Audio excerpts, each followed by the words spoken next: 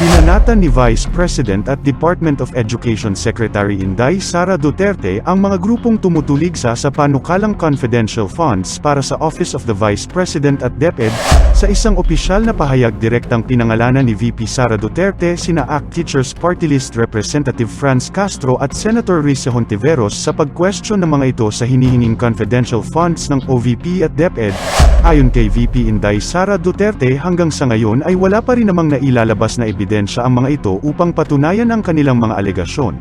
Kaugnay nito, pinasalamatan naman ni VP Sara si President Ferdinand Bongbong Marcos Jr. at iba pang mga opisyal sa ilalim ng PBBM administration sa pagsuporta at pagpapaliwanag ng mga ito upang kontrahin ang kasinungalingan ng mga grupong tumutulig sa laban sa confidential funds ng OVP at DepEd.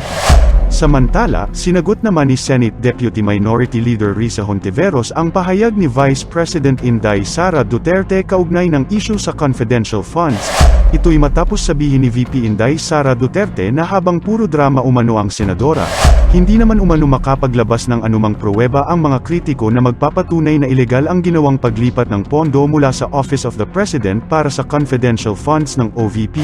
Punto ng senadora mismong sina dating Senate President Franklin Drilon at Aquilino Pimentel na ang nagsabing ilegal at labag sa batas ang ginawang paglilipat ng pondo.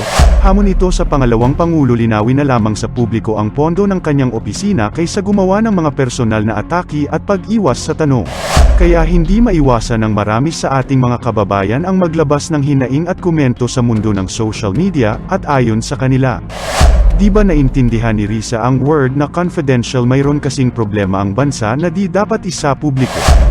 Kung pag-aaralan ang batas, base sa mga funds, Department of Education ang may pinakamalaking pondo, at sa opinyon ko tama lang naman at mapagkakatiwalaan si VP Sara kasi kung pagbabasihan, Davao ang may pinakamagandang lugar sa pagpapatupad ng batas at paggawa ng mga proyekto.